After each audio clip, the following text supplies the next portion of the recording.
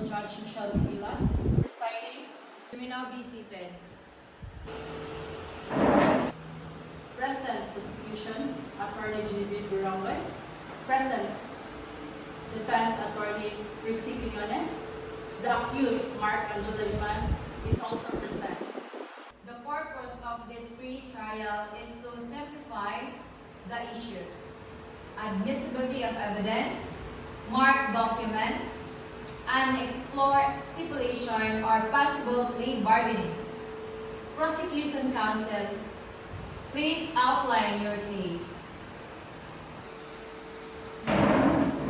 Your Honor, the prosecution will prove the accused sold shabu during the bypass operation on November 3, 2024 at Awala, Panglao, Bukod. Our evidence include first, the testimony of Pusur Bayer Police Officer John Michael Bongo, who conducted the operation. Second, the confiscated sachet of shabu, which examined positive in laboratory examination. Third, the chain of custody documentation under Section 21 of Republic Act 9165. And lastly, the marked money used during the bypass operation. Defense counsel, your response. Your Honor, the defense submit that there are irregularities in the conduct of the bypass operation. Second, the chain of custody for the seized drug was not properly observed. Third, the accused was unlawfully entrapped and did not sell the alleged drugs. And lastly, the evidence is insufficient to convict beyond reasonable doubt. Are there any stipulation or agreements? Yes, Your Honor, both parties agree that the arrest occurred on November 3, 2024, and that shabu was confiscated from the accused. However, the legality of the operation and the chain of custody remains disputed. We confirm the stipulation, Your Honor. The issues for trial are follows: whether the bypass operation was lawful, whether the chain of custody of the seized drugs was preserved, whether the accused knowingly and emotionally sold the shabu. Both parties are directed to submit their witness, list, and pre-marked evidences on November 3, 2024. Trial is set on December 27, 2024. Pre-trial is adjourned. All rise.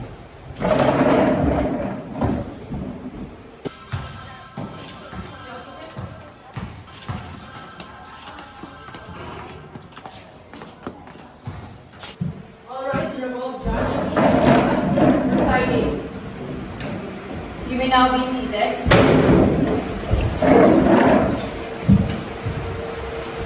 The trial for people of the Philippines versus Mark Angelo Iman is now in session. Clerk, please read the charges.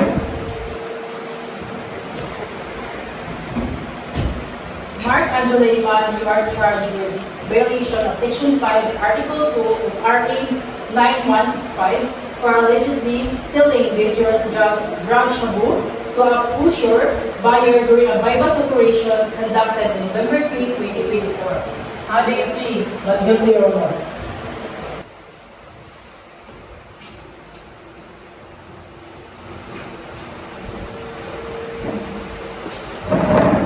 Your Honor, evidence will show that the accused was caught in an act of selling drugs during a legitimate bypass operation.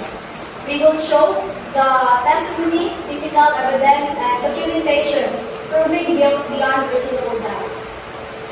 Your Honor, the defense will prove that the accused was a victim of a frame-up and that the bypass operation was marred by irregularities. The prosecution's evidence lacked credibility and we ask for an acquittal. Your Honor, we call our first witness, Police Officer John Michael Bongo, the Pusur Bayer.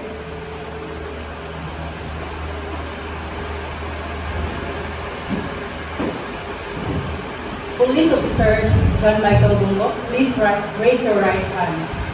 Do you swear to tell the truth, the whole truth, but nothing but the truth? I do. Please state your name, rank, and assignment for record. I am Police Officer John Michael Bungo, assigned is the police lieutenant at the Angola Police Station. Can you tell the court what happened on November 3, 2024? On November 3, 2024, we conducted a bypass operation targeting the accused. I acted as the issue buyer and handed marked money to the accused in exchange for a sachet of the shabu. After the transaction, we gave the signal to arrest the accused. Okay, so what happened to the confiscated drugs? I immediately marked the sachet with my initials and turned it over to our team leader who logged it in the chain of custody form, and it was later submitted to the crime laboratory for examination. Officer John Michael Bongo, were there any witnesses to the alleged transaction other than your team? There were no civilian witnesses at the scene. Is it true that you did not conduct an inventory for the seized drugs at the scene as required by law? We conducted an inventory at the police station because the place was unsafe. Would you agree that this violates the proper procedure under Section 21 of RA 9165? Yes, but the situation required immediate action.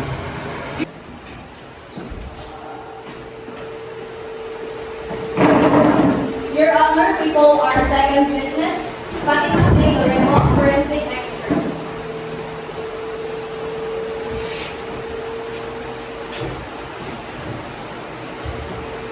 Forensic expert, Fatima Lorimo, please raise your right hand.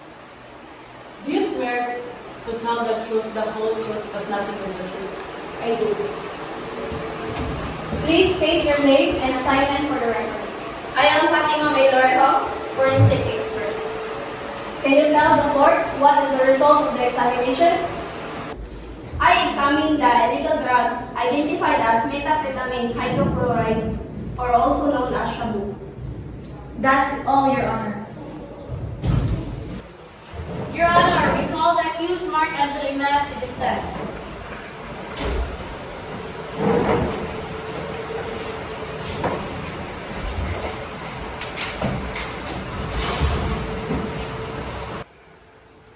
Mark Angela Iman, please raise your right hand.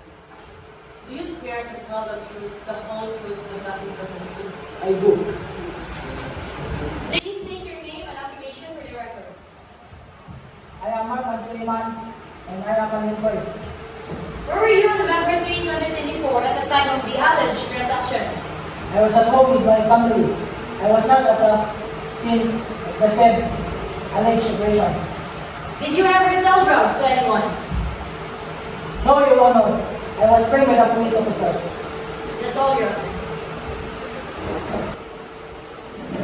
Your Honor, the evidence and testimony will clearly show that the accused sold drugs during a legitimate bypass operation. The chain of custody preserved and he asked for conviction. Your Honor, the prosecution failed to prove its case. The bypass operation was riddled with irregularities and reasonable doubt exists. We request to the Honorable Court to acquit the accused. The court will deliberate on the evidence and issue a verdict on January 7, 2025. Court adjourned. All rise.